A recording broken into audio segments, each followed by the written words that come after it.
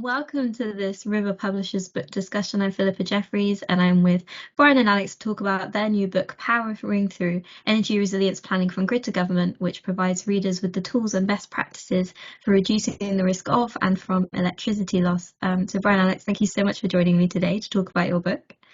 Thanks for having us, Philippa. Perhaps just to start and kind of set the scene, perhaps one of you, Alex, could describe what resiliency really means in this context and how you mean it. Sure. So I think that most of our American audience will be familiar with the term energy independence, which I think appeals to Americans and our sense of self-sufficiency and is a perennial campaign theme in national politics. But if we think about what energy independence means, it may not be the most useful way to think about the threats that are facing the energy system now. So even if we manage to bring the entire complex energy supply chain inside the borders of the United States, it wouldn't, for instance, protect us from the effects of severe weather or from our own aging infrastructure. And it frankly might not even protect us from price spikes, since the United States is already a net exporter of oil and gas. And these are global commodities, the price of which is affected necessarily by geopolitics and the intervention of foreign governments. And so instead of looking at this binary of are we energy independent or not, Brian and I have been researching and looking into the concept of energy resilience. So we define energy resilience as the relative ability of an institution to withstand shocks to the energy system, whether they be climatological in the form of storms, or infrastructural or economic in the form of price fluctuations. And it's important to think about energy resilience not as that binary, but as a spectrum. So each institution can think about where they want to be on that spectrum by looking at what they need energy for in terms of executing their critical mission, and then what they want to execute in terms of actions and strategies for improving their energy resilience that will be cost beneficial to them and still allow them to execute their mission. And so we spend some of the book looking at energy resilience from the perspective of a local institution, but the same process applies whether you're a hospital administrator or a grid administrator or in the government looking at how to protect the energy resilience of your town or state. Yeah, and energy resilience, as Alex said, it kind of exists on that spectrum, but the solutions to energy resilience are not monolithic, meaning there's not one right way to do it. Even if we look into just grid or government or behind the meter, because we have to think about how are we preparing for major events, then how are we withstanding those events? So, when those events come, and a lot of the events we talk about are climate related, but there are also cybersecurity threats, there's aging grid threats. When those climates come, how well can we withstand those pressures? If those pressures do result in an energy outage, how well do we adapt to the new situation? How well can we keep people safe? Can we keep our society up and running during that outage? And then what do we do to quickly recover and advance so that we're even better next time? Okay, great. And is there kind of like an idea of how quickly you should be expecting to bounce back from these attacks, or is the aim to not experience any kind of outage whatsoever? Yeah, both of those.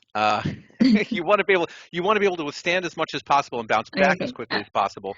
What that means is, there is not one meaning to that. So you don't want to, sometimes bouncing back faster is not the best solution. I mean, Alex talked about what makes economic sense, and it doesn't make sense for us to try to completely gold plate our institutions and our mechanical systems so that they never go down or they can be brought back up right away, because the cost can be prohibitive. You have to find that Pareto optimal area on the spectrum of energy resilience that gives you what you need without spending an unreasonable amount of money. Okay, so it's also about prioritizing as well. You kind of started to talk a little bit about it, but perhaps Brian, you can elaborate a bit more about the book and what it covers and why it was important to do a new edition, because this is the second edition of the original. Yeah, well, it's either a new book or a vastly expanded Hmm. second edition of the original. When we originally approached about writing a second edition to um, our book, Energy Resilient Buildings and Communities, we said, okay, well, what's changed and what did we not talk Hmm. about? We realized that our first book had focused entirely on sort of behind the meter institutions and how those folks can kind of take that planning element. And even if you just want to think about that, so much has changed in terms of the pressures, the Yeah. policy and regulatory drivers, um, the maturity of these organizations and their thinking about the importance of energy.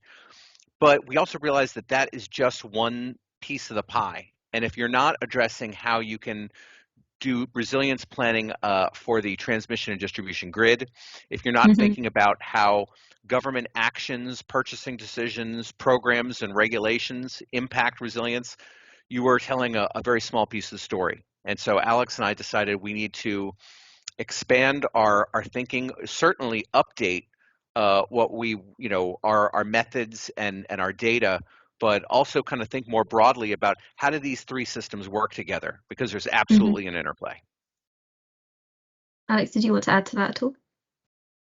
Well, I think it's important for our readers to get a sense of the energy resilience um, constraints and priorities that affect their particular institution. So if they are a Hmm. university administrator, get some sense of, okay, these are the tools that are in my tool belt.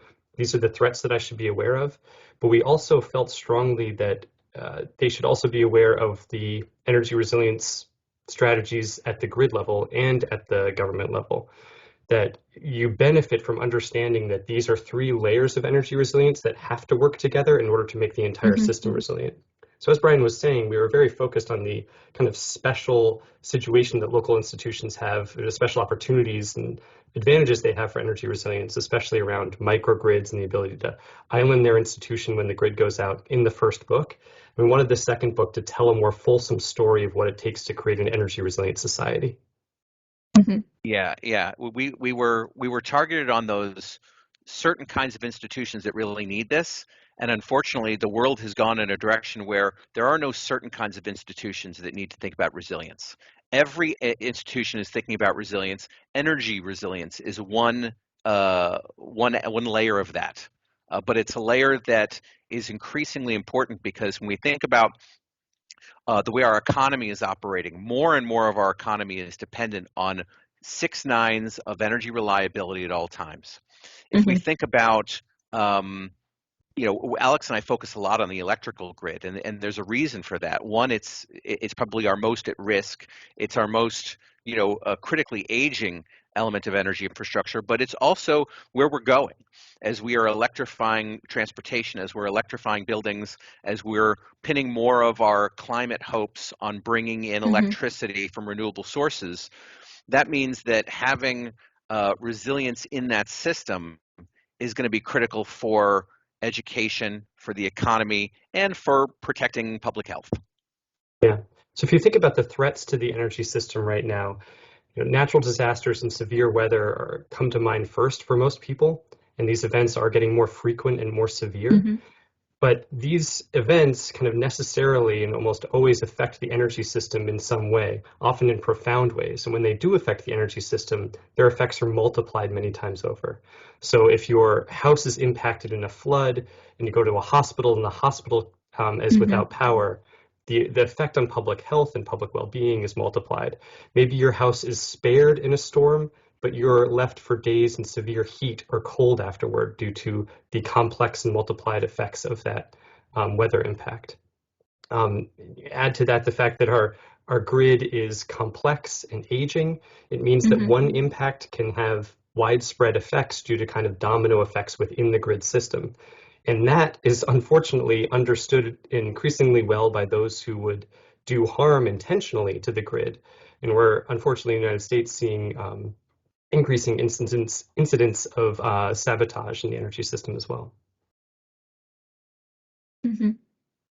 And does the book kind of look at all aspects of this, the different kind of ways that you can lose power within your grid?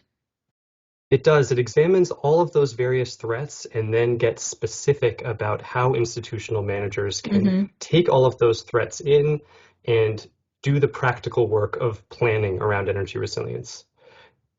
Convening stakeholders, figuring out what's a priority, as you were saying earlier, within your institution, whether you are a local town or a grid operator or a utility, and then prioritizing what levers can we pull to improve our resilience. How do we determine which of those are most cost effective, and then executing that strategy? Yeah, you kind of brought it up earlier, but it's awareness, quite a big thing within these institutions, just kind of awareness of how your facility or whatever would be affected by such outages and what you can do then. Yeah, that awareness is important because none of this happens for free. Unfortunately, when we have seen just billions and billions of dollars of impact from changing climate, from from the sabotage Alex was talking about, from just aging grid failure and things like that, and that is not a certainty; it is a risk. And as we think about risk, we have to think about what are we willing to invest to avoid that risk. And institutions understand liability insurance and that kind of risk avoidance very, very well. But when it comes to the energy system and thinking about how energy impacts the financial bottom line of your organization or the public health of your community, that's something that's harder to understand. And in this book, we try to be very practical about explaining some of those connections, but then saying, here is how you can take the steps to try to understand what it will mean for you to make these kinds of investments. Yeah, and kind of moving on to look at kind of what you're including in this new book. On the previous one, as you said, you focused kind of more on local energy resilience. But in this one, you deliberately put in content regarding the governmental perspective. I was just wondering if you could kind of explain why you felt it was important to really broaden your analysis in this part of the book. Yeah, well, partially this is Alex and I responding to the changing market needs, in that now we have folks who are actively implementing regulatory and policy mechanisms to address resilience. So, there are policies in California about things like de-energizing the grid to avoid wildfires, and then supporting utility side microgrids to address the fact that you are going to be de-energizing people. Here in my state of New York, electric utilities are now required to develop resilience plans, in response to policies. So, and then we can look at federal legislation like the Investment Reduction Act and the IIJA. These are major pieces of federal legislation that are funding specifically resilience programs. Now, it's easy to say, let's fund resilience programs, but then you have to think about what works there. What are you going to do on that front, and how are you going to evaluate funding one resilience kind of federal effort or state effort versus another? The utility side, of course, is obvious. This is, utilities have been thinking about resilience for a long time. That expansion has as much to do with our personal growth as the market's personal growth. And that as we've spent more time working with electric utilities, understanding how they're developing resilience plans, looking at best practice cases like Florida Power and Light, which has made amazing investments in resilience, and investments that have paid off for the state, paid off for the economy, and paid off for the public health. Yeah, and just to follow on what Brian was saying in the Florida Power and Light case, what we did for both books, but we did a thorough research period before we started this book, which included in-depth interviews with stakeholders, leaders, and energy managers at local institutions, so universities, hospitals, but also regulators, those who are charged with protecting the energy resilience for their local communities, and utility energy operators and resilience managers, to get all of their perspectives. And we included obviously their perspective and insights throughout the book, but we also feature case studies throughout the book that tell their stories in a little bit more depth, so that we can learn from the challenges that they face and the strategies that they've implemented to overcome them. Great. Well, thank you both so much for kind of coming to the end of our time now. But I just wanted to finish by asking you both, what would you really want readers to take away from this book or gain from reading it? Yeah, we did not write this book for energy resilience industry experts to sit Mm-hmm. and, oh, yes, they are so wise. No, Alex said the word practical before, and I want to drive Yeah. that home. This is a practical guide for people who maybe are at a utility, at a government agency, they work for a local community government or a state government, and they say, hey, we really need to think about resilience. What are we going to do about this? This book is Mm-hmm. the how-to guide to get you started. It is not Mm-hmm. the end of the road, but we really think it's a very strong foundational beginning of the road for now you need to think about energy resilience. All right, start with this. This can tell you what folks are doing. It'll give you some best practices, and it'll point you in all the right directions. Right. And we wanted our readers to benefit from the broader perspective that we're presenting in this book. So if you are an energy manager at a small town, you may have in-depth knowledge about the various factors that go into your work and your decision making on a day-to-day basis. We wanted to give you that perspective into what are folks with analogous jobs at the utility, at the grid operator, the regulators, what are they thinking about?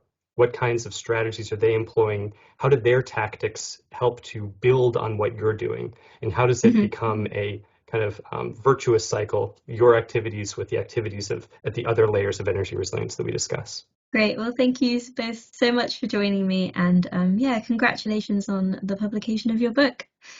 Thank you, Thanks so Philippa. much for having us.